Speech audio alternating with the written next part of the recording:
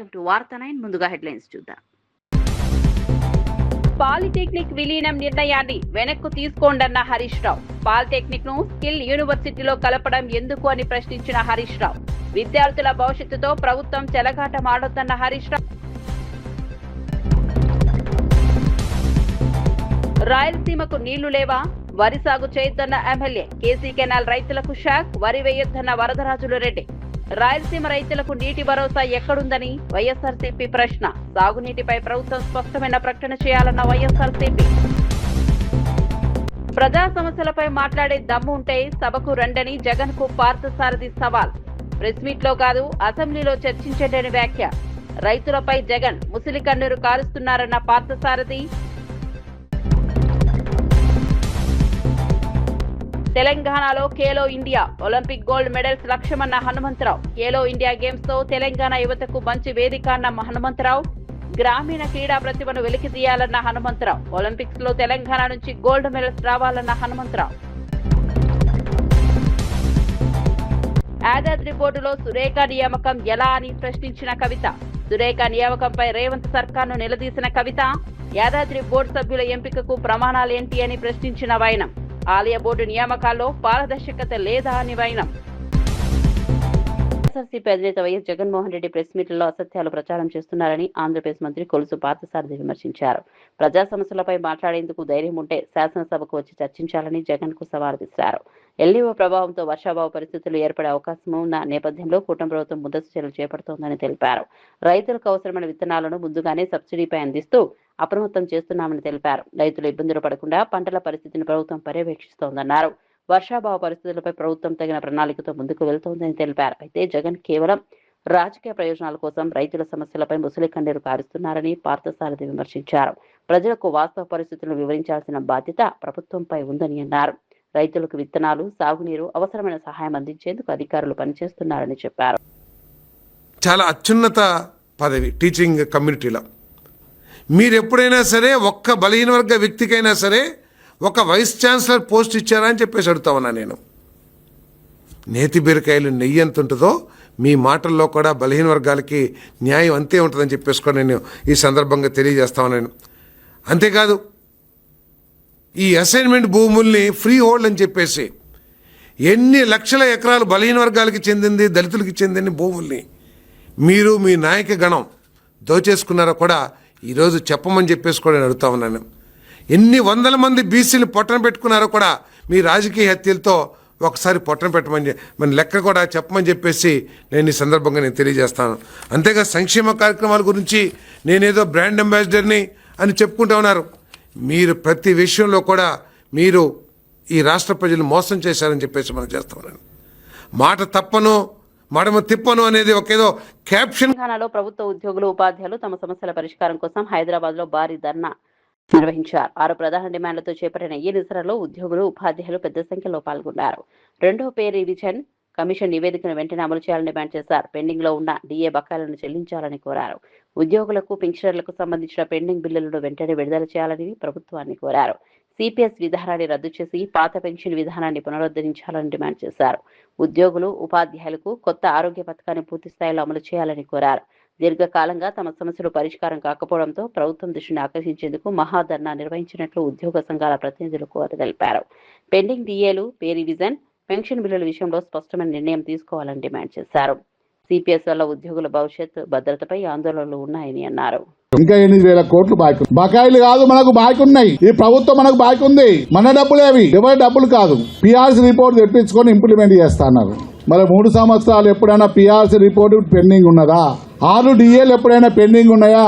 ఇంట్లో కూడా నెంబర్ 1 వచ్చాం. మరి ఎన్ని రోజులు ఎదురు చూస్తాం?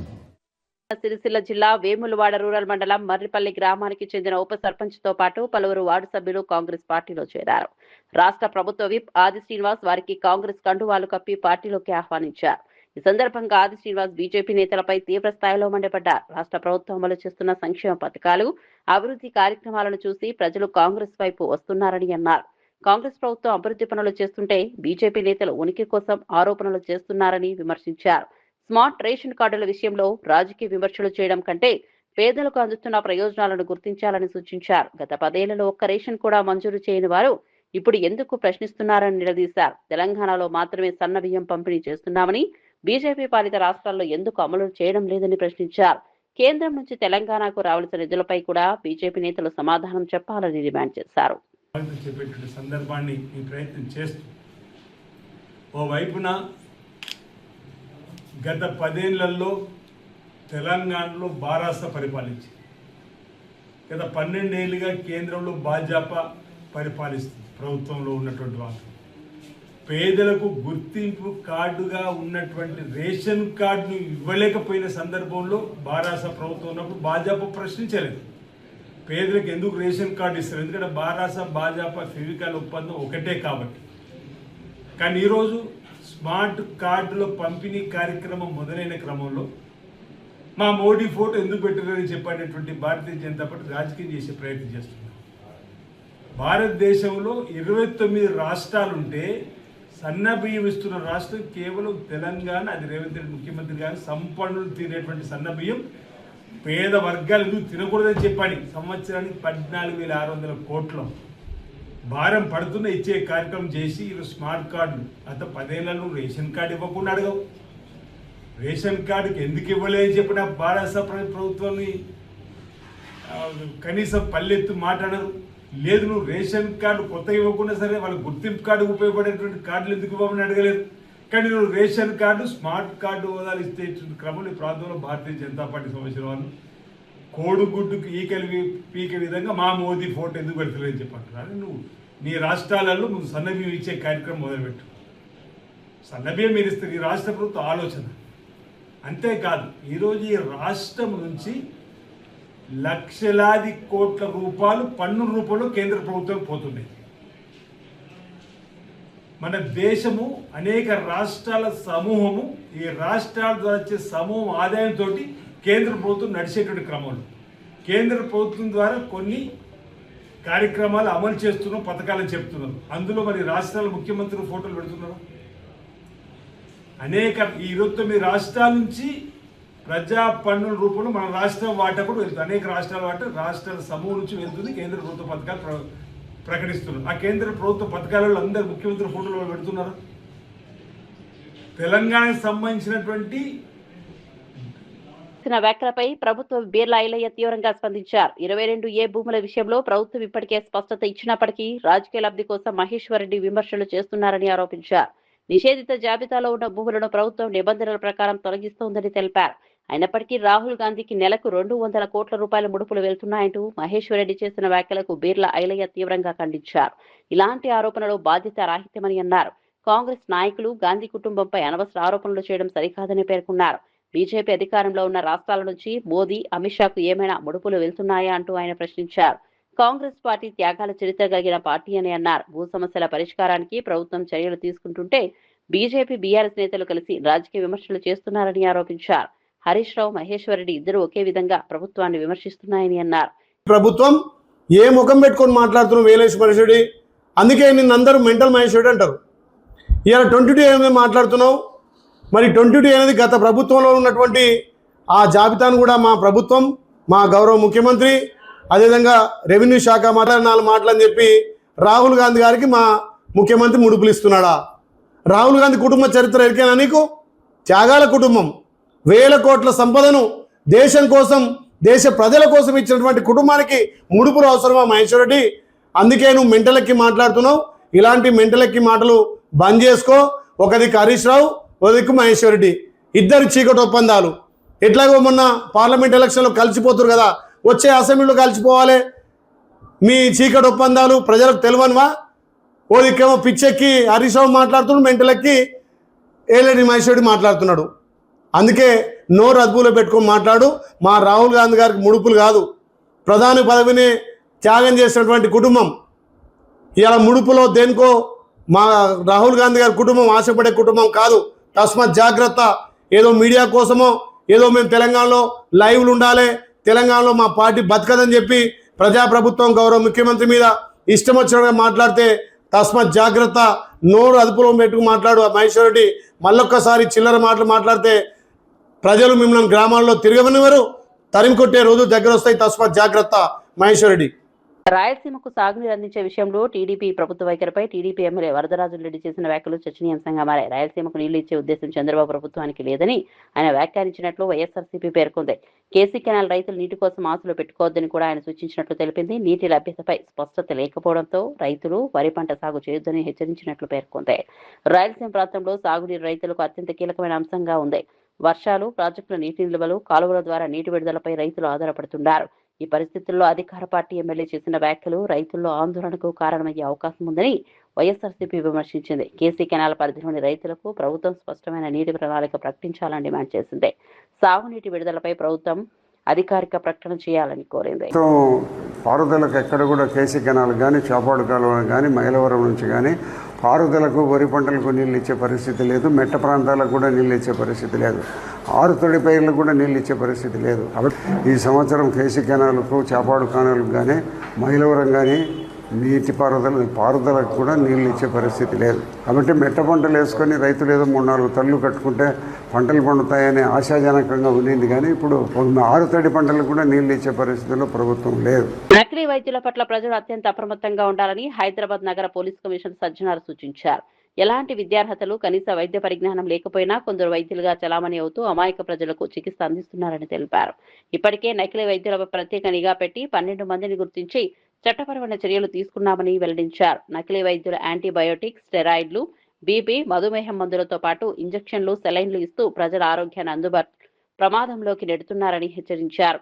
తప్పు మందులు, తప్పు మోతాదులు వాడటం వల్ల ఊపిరితిత్తులు, గుండె, మూత్రపిండాలపై తీవ్ర ప్రభావం పడే అవకాశం ఉందన్నారు. చికిత్స కోసం వెళ్లే ముందు క్లినిక్ లేదా ఆసుపత్రి రిజిస్ట్రేషన్ సర్టిఫికెట్ ఉందో లేదో పరిశీలించాలని సూచించారు. వైద్యుల పేరు, విద్యార్హతతో పాటు Telangana state medical council register number ఉండాలని చెప్పారు. అంటే ఒక జ్ఞానం లేకపోవడం వల్ల వాళ్ళు 1 రోజు 2 రోజు వాడే మందుని కూడా వాళ్ళు 5 రోజు వాడండి, 10 రోజు వాడండి, 1 మంత్ వాడండి అని చెప్పడంతో కూడా చాలా మంది తర్వాత చాలా నష్టపోయిన సందర్భం కూడా వాళ్ళకు ముఖ్యంగా తెలియకుండానే ఈ ఒక నష్టం కావడం జరుగుతుంది. సో అందుకు మనము డాక్టర్స్ ఉన్నారు, వాళ్ళ పైన ఉక్కు పాదం మోపడం జరుగుతుంది. ఇంకా సిటీలో ఉన్న వేరే చోటు కూడా ఇలాంటి వాళ్ళ పైన కూడా మనము ఇంకా చెక్ చేయడం జరుగుతుంది. అట్లనే మనము ప్రజలందరూ కూడా కోరుతున్నాను, మీరందరూ కూడా చాలా అప్రమత్తం ఉండాలని చెప్పి నేను కోరుతున్నాను.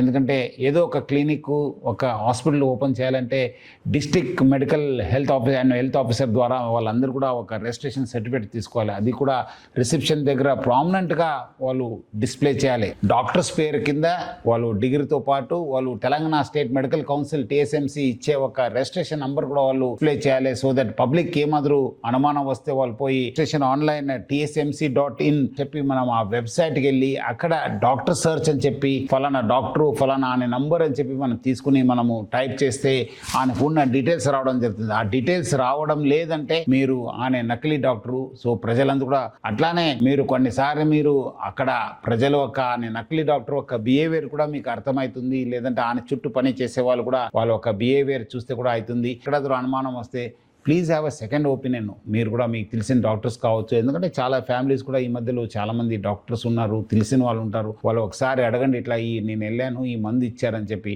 తీవ్రమైన నష్టం జరిగేది కూడా మీరు ఆపొచ్చు, మీకు కూడా తెలుసుకోవచ్చు. ఇలాంటి నకిలీ డాక్టర్ సమాచారం ఉంటే మీరందరూ కూడా ప్లీజ్ డయల్ 112కి లేదంటే దగ్గరున్న పోలీస్ స్టేషన్ కూడా తెలియచేయాలని చెప్పి ప్రజలందరూ కూడా కోరుతున్నాను. నకిలీ డాక్టర్ వల్ల ప్రజలందరూ కూడా అప్రమత్తం ఉండాలని చెప్పి మరీ కోరుతున్నాను. నేపాల్లో భారీ వరదలు విధ్వంసంతో భారతీయుల ఆచూకీ గల్లంతైన ఘటనపై వాసుదేవ్ తీవ్ర ఆవేదన వ్యక్తం చేశారు. వారం రోజుల క్రితం తాను ఉన్న ఇదే ఇమిగ్రేషన్ కేంద్రం ఇప్పుడు విషాద పరిస్థితులు నెలకొన్నాయని తెలిపారు. కైలాస మానసరోవర్ యాత్ర ముగించుకొని తిరుగు ప్రయాణంలో ఉన్న సమయంలో వరదల ప్రభావం తీవ్రంగా కనిపించిందని చెప్పారు. ఈషా ఫౌండేషన్ కు చెందిన సుమారు 80 మంది సభ్యులు గల్లంతైనట్లు వెల్లడించారు. తన బృందం ఉన్న భవనం కూడా వరదల్లో కొట్టుకుపోయిందని ఆవేదన వ్యక్తం చేశారు. పరిస్థితి అత్యంత క్లిష్టంగా ఉందని, అనేక ప్రాంతాలకు వెళ్లే మార్గాలు పూర్తిగా మూసుకుపోయాయని తెలిపారు. సహాయక చర్యల్లో పాల్గొనేందుకు ప్రభావిత ప్రాంతానికి వెళ్లేందుకు అనుమతి ఇవ్వాలని భారత్ చైనా అధికారులు కోరినట్లు చెప్పారు. The replacement doctor who came in just day before yesterday from the ashram.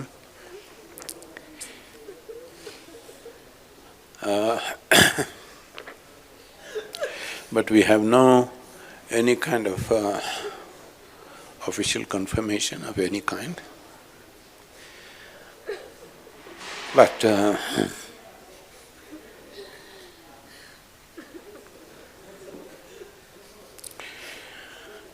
looking at the scale of destruction, it looks bad. the same building where we were for the immigration just a week ago, that entire building is washed away. And part of the town is washed away. We still don't know the other numbers. All communication is down, so we have no way. Within the hour, we informed all the embassies of these countries, both in India and Nepal, and we've been active in this, but there is really nothing much. At 9:05, we received a message from the group leader, who is Ishanga Praveen, who's been with us.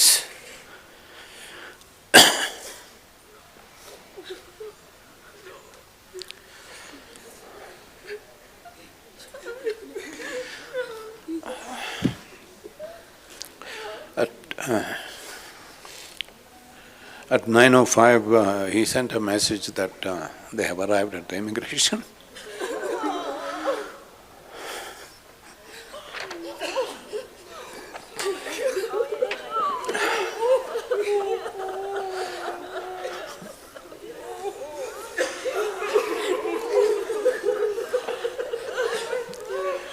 So after that, this happened at 9:14. And Praveen, who was leading the team, who's been with us for more than 2 decades, is a full-time Ishanga with us. And we noticed that his Nepal phone did not come active through the… If he had crossed over, his Nepal phone should have come active, it did not come.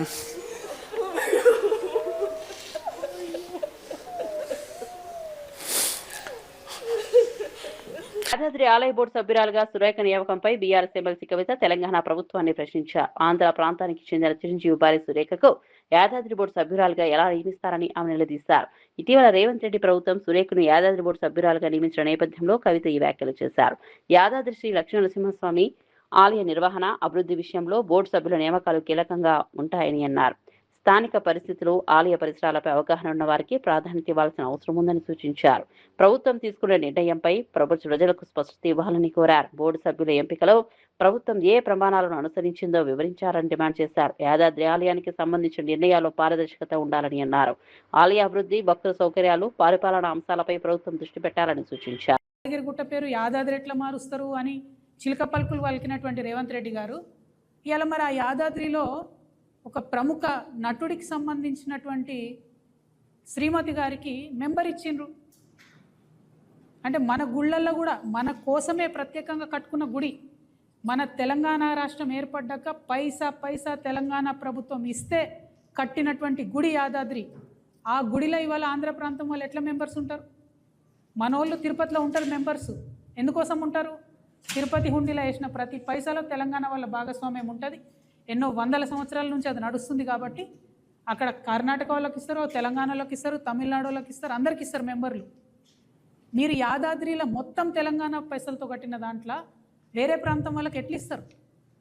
అడిగేటోళ్ళు ఎవరు లేరా అని అనుకుంటారా మిమ్మల్ని? మొన్న బయోకాన్ కంపెనీల 200 మంది పిల్లల్ని తెలుగు మాట్లాడితే తీసేయండి అంటే 200 మంది పిల్లల్ని తీసేసారు. ఏం మాట్లాడదు మీ ప్రభుత్వం? ప్రతి హాస్పిటల్లో ఇవాళ కేరళ ప్రాంతం నర్సులకు ఎక్కువ పైసలు ఇస్తారు, తెలంగాణ ప్రాంతం నర్సులు అంటే తక్కువ పైసలు ఇస్తారు. మాట్లాడదు మీ ప్రభుత్వం. బీసీలకు పదవుల కేటాయింపు విషయంలో చంద్రబాబు, వైఎస్ జగన్ పాలనపై చర్చకు సిద్ధమని వైఎస్ఆర్సీపీ నేత సవాల్ విసిరారు. 1995 ఎన్టీఆర్ నుంచి చంద్రబాబు పార్టీని తీసుకున్నప్పటి నుంచి ఆయన 4 సార్లు ముఖ్యమంత్రిగా పనిచేశారని పేర్కొన్నారు. చంద్రబాబు పాలనలో ఎంతమంది బీసీలకు పదవులు ఇచ్చారో, వైఎస్ జగన్ 5 ఏళ్ల పాలనలో ఎంతమంది బీసీలకు ఎన్ని పదవులు ఇచ్చారో బహిరంగంగా చర్చించేందుకు తాను సిద్ధంగా ఉన్నానని అన్నారు. ఇందుకు సమయం, తేదీ, ప్రదేశం నిర్ణయిస్తే చర్చకు వస్తానని స్పష్టం చేశారు. బీసీలకు రాజకీయ ప్రాతినిధ్యం కల్పించే విషయంలో 2 ప్రభుత్వాల పనితీరును ప్రజల ముందు ఉంచాల్సిన అవసరం ఉందన్నారు. కేవలం ప్రకటనలు కాకుండా వాస్తవంగా ఎన్ని పదవులు, అవకాశాలు కల్పించారో లెక్కలు చెప్పాలని డిమాండ్ చేశారు.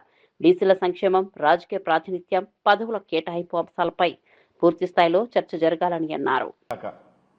దీంట్లో ఆయన 4వ ముఖ్యమంత్రిగా ఉన్నాడు. జగన్మోహన్ రెడ్డి గారు 5 సార్లు ముఖ్యమంత్రిగా ఉన్నాడు.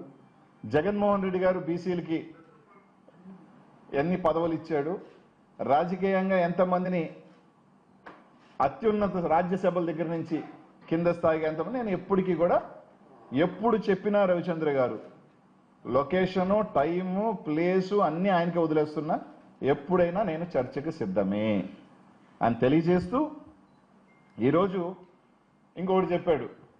అనిల్ కుమార్ యాదవ్ ప్రెస్ మీట్ పెట్టింది బీసీల రిజర్వేషన్కి అడ్డుకట్ట వేసేదానికంట. గతంలో జగన్మోహన్ రెడ్డి గారు ముఖ్యమంత్రి అయిన తర్వాత జగన్మోహన్ రెడ్డి గారు ఏదైతే ఒక జీవో తీసుకొచ్చి 34% రిజర్వేషన్ ఇవ్వాలి అంటే ఇవ్వకూడదు అని చెప్పి సుప్రీంకోర్టులో కేసు వేసిన వ్యక్తి ఎవరు? ఇదిగో ఈయన బీరు ప్రతాప్ రెడ్డో బిర్రు ప్రతాప్ రెడ్డో మీ పార్టీకి సంబంధించిన వ్యక్తి కాదా? ఇది కాదా అవునా చెప్పండి, రెండే సూటి. ఆ రోజు బీసీల రిజర్వేషన్కి వ్యతిరేకంగా సుప్రీంకోర్టులో పోయి తీర్పు తీసుకొచ్చిన వ్యక్తి ఈ బీరు ప్రతాప్ రెడ్డి మీ పార్టీ కాదా? 2019లో డైరెక్ట్గా మీ గవర్నమెంట్ జీవో మీ అధికారంలో ఉన్నప్పుడు పంచాయతీ రాజ్ దాంట్లో ఒక కౌన్సిల్ మెంబర్గా ఆయనకి పోస్ట్ ఇచ్చింది మీరు కాదా అని అడుగుతా ఉన్నా. రవిచంద్ర గారిని కానీ తెలుగుదేశం పార్టీ నాయకుల్ని సూటిగా ఈయన మీ వ్యక్తి అవునా కాదా, కేసు వేసింది ఈయన కాదా? అయినప్పటికీ జగన్మోహన్ రెడ్డి గారు ఏ ఎన్నిక వచ్చినా ఏ పదవులు ఇచ్చినా 34% పైగా పదవులు ఎక్కువే ఇచ్చాడు కానీ తక్కువ ఇలా జగన్మోహన్ రెడ్డి గారు. దాని మీద కూడా ఎప్పటికైనా సరే ఎక్కడైనా చర్చకు మేము సిద్ధమే. కొండా సురేఖకు సంబంధించిన వివాదంపై జడ్చల కాంగ్రెస్ ఎమ్మెల్యే అనిరుద్ రెడ్డి కీలక వ్యాఖ్యలు చేశారు. మహిళలపై తాను ప్రెస్ మీట్లు పెట్టబోరని, మహిళలను కించపరిచేలా మాట్లాడడాన్ని స్పష్టం చేశారు. ఎవరు తప్పు చేశారు, ఎవరు సరైన విధంగా వ్యవహరించారు అనే విషయాన్ని దేవుడు చూస్తాడని అన్నారు. మహిళ కంట నీరు ఒక్క చుక్క నేలపై పడినా అది సునామీగా మారే పరిస్థితి ఉంటుందని వ్యాఖ్యానించారు. కొండా సురేఖ వ్యవహారాన్ని పార్టీ క్రమశిక్షణ కమిటీ పరిశీలిస్తోందని తెలిపారు. కాంగ్రెస్ పార్టీలో అంతర్గతంగా ఉన్న సమస్యలను పార్టీ వేదికలపై చర్చించుకోవాల్సిన అవసరం ఉందన్నారు. వ్యక్తిగత విమర్శలకు దూరంగా ఉండాలని సూచించారు. మహిళల గౌరవాన్ని కాపాడడం ప్రతి ఒక్కరి బాధ్యత అని పేర్కొన్నారు.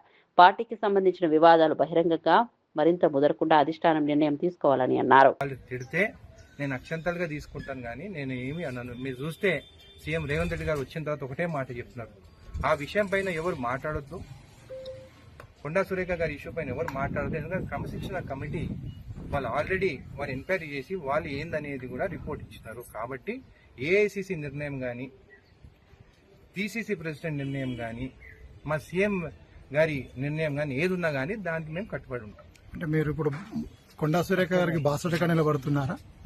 నేను ఒక మహిళల పైన నేను ప్రెస్ మీట్లు పెట్టను, మహిళలను కించపరిచేలాగా నేను మాట్లాడను. ఎవరు తప్పు చేసేది అనేది దేవుడు చూస్తున్నారు. ఆల్రెడీ క్రమశిక్షణ కమిటీ వాళ్ళ నివేదిక ఇచ్చినారు. దానిపైన ఏది చర్యలు తీసుకున్నా కానీ దానికి కట్టుబడి ఉంటాం. తెలంగాణలో పాలిటెక్నిక్ కాలేజీలను యంగ్ ఇండియా స్కిల్ యూనివర్సిటీలో విలీనం చేసే నిర్ణయంపై మాజీ మంత్రి హరీష్ రావు మరోసారి విమర్శలు చేశారు. ఈ నిర్ణయంపై ప్రభుత్వం మళ్లీ కమిటీ ఏర్పాటు చేయడాన్ని ఆయన ప్రశ్నించారు. పాలిటెక్నిక్ విద్యను స్కిల్ యూనివర్సిటీ పరిధిలోకి తీసుకురావడం సరైన నిర్ణయం కాదని అన్నారు. ఆంధ్రప్రదేశ్లో ఇలాంటి ప్రతిపాదన తీసుకొచ్చి తర్వాత తప్పని భావించి వెనక్కు తగ్గాలని హరీష్ రావు పేర్కొన్నారు. ఢిల్లీలో కూడా ఇలాంటి ప్రయత్నం విఫలమైందని చెప్పారు. ఇతర ప్రాంతాల వద్ద ఎదురైన అనుభవాలను పరిశీలించిన తర్వాత తెలంగాణ ప్రభుత్వం కూడా ఈ నిర్ణయాన్ని వెనక్కు తీసుకోవాలని డిమాండ్ చేశారు. పాలిటెక్నిక్ విద్యార్థుల భవిష్యత్తును దృష్టిలో పెట్టుకుని ప్రభుత్వం నిర్ణయం తీసుకోవాలని సూచించారు. ఇప్పటికే విద్యార్థులు, అధ్యాపకులు ఈ అంశంపై ఆందోళన చేస్తున్నారని గుర్తు చేశారు. మా దౌర్భాగ్యము. రేవంత్ రెడ్డి ఈ మధ్య మాట్లాడుతూ ఇంజనీరింగ్ విద్యార్థులంతా కూడా క్రిమినల్ వేస్ట్ అని మాట్లాడినాడు. అదే విద్యార్థులు ఏమంటున్నారంటే రేవంత్ రెడ్డి రాష్ట్రానికి ముఖ్యమంత్రి కావడం అంతకంటే క్రిమినల్ వేస్ట్ అని ఇలా విద్యార్థులు మాట్లాడుతున్న పరిస్థితి ఉన్నది. రేవంత్ రెడ్డి గారు ఇలా మమ్మల్ని ఎందుకు అరెస్ట్ చేశారు? మేము వరంగల్ పాలిటెక్నిక్ కాలేజీకి వెళ్లి ఆ పిల్లలతో మాట్లాడడం వల్ల మీకు వచ్చిన ఇబ్బంది ఏంది? ఆ పిల్లల బాధలు మేము వినడం వల్ల మీకు వచ్చిన ఇబ్బంది ఏంది? మీకు ఎవరు చెప్పినారు స్కిల్ యూనివర్సిటీలో కలపని? ఎవరైనా దరఖాస్తు ఇచ్చిండ్రా? అసలు what is skill university?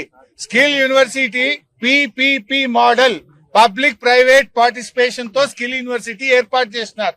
Skill యూనివర్సిటీకి గవర్నమెంట్ తో సంబంధం లేదు. ఇవాళ రాష్ట్రంలో ఉండే ప్రభుత్వ పాలిటెక్నిక్లను తీసుకుపోయి స్కిల్ యూనివర్సిటీలో కలపడం అంటే ప్రైవేట్ పరం చేయడం.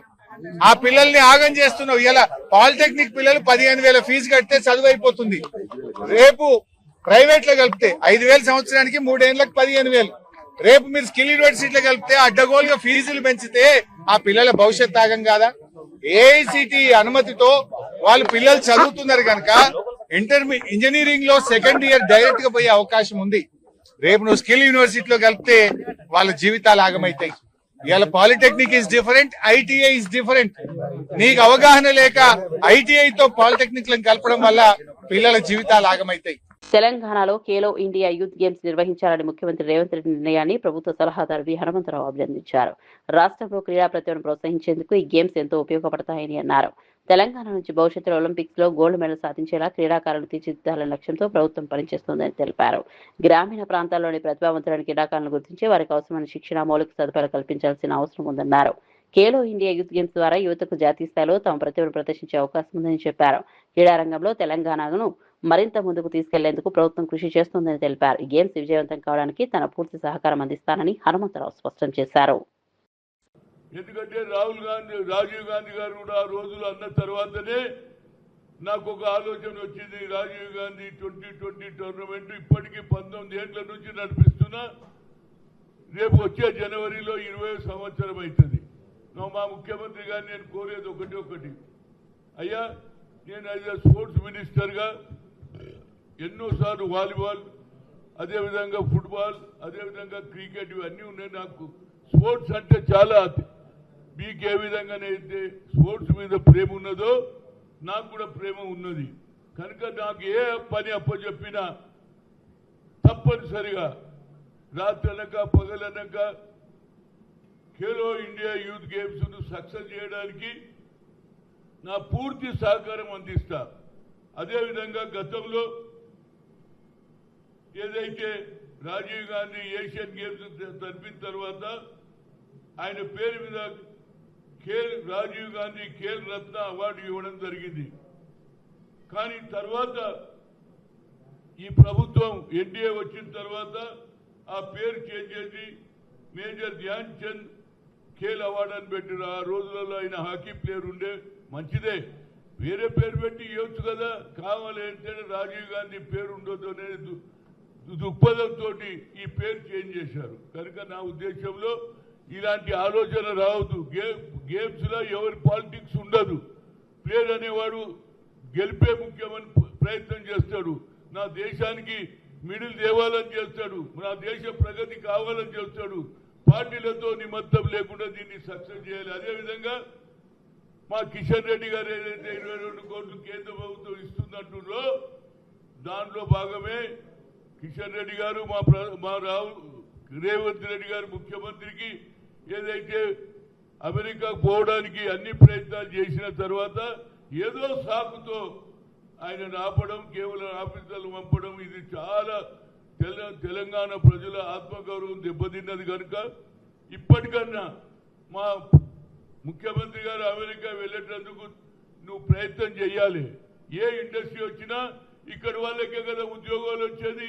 ఇక్కడున్న పాలిటెక్నిక్ విలీనం నిర్ణయాన్ని వెనక్కు తీసుకోండన్న హరీష్ రావు. పాలిటెక్నిక్ ను స్కిల్ యూనివర్సిటీలో కలపడం ఎందుకు అని ప్రశ్నించిన హరీష్ రావు. విద్యార్థుల భవిష్యత్తుతో ప్రభుత్వం చెలగాటమాడొద్దన్న హరీష్ రావు. రాయలసీమకు నీళ్లు లేవా? వరి సాగు చేయొద్దన్న ఎమ్మెల్యే. కేసీ కెనాల్ రైతులకు షాక్, వరి వేయొద్దన్న వరదరాజులు రెడ్డి. రాయలసీమ రైతులకు నీటి భరోసా ఎక్కడుందని వైఎస్ఆర్సీపీ ప్రశ్న. సాగునీటిపై ప్రభుత్వం స్పష్టమైన ప్రకటన చేయాలన్న వైఎస్ఆర్సీపీ. ప్రజా సమస్యలపై మాట్లాడే దమ్ము ఉంటే సభకు రండని జగన్ కు పార్థసారథి సవాల్. ప్రెస్ మీట్ లో కాదు అసెంబ్లీలో చర్చించండి వ్యాఖ్య. రైతులపై జగన్ ముసిలి కన్నీరు కారుస్తున్నారన్న పార్థసారథి. తెలంగాణలో Khelo India Olympic gold medals లక్ష్యమన్న హనుమంతరావు. ఖేలో ఇండియా గేమ్స్ తో తెలంగాణ యువతకు మంచి వేదిక అన్న హనుమంతరావు. గ్రామీణ క్రీడా ప్రతిభను వెలికితీయాలన్న హనుమంతరావు. ఒలింపిక్స్ లో తెలంగాణ నుంచి గోల్డ్ మెడల్స్ రావాలన్న హనుమంతరావు. యాదాద్రి బోర్డులో సురేఖ నియామకం ఎలా అని ప్రశ్నించిన కవిత. సురేఖ నియామకంపై రేవంత్ సర్కార్ను నిలదీసిన కవిత. యాదాద్రి బోర్డు సభ్యుల ఎంపికకు ప్రమాణాలేంటి అని ప్రశ్నించిన వైనం. ఆలయ బోర్డు నియామకాల్లో పారదర్శకత లేదా అని వైనం.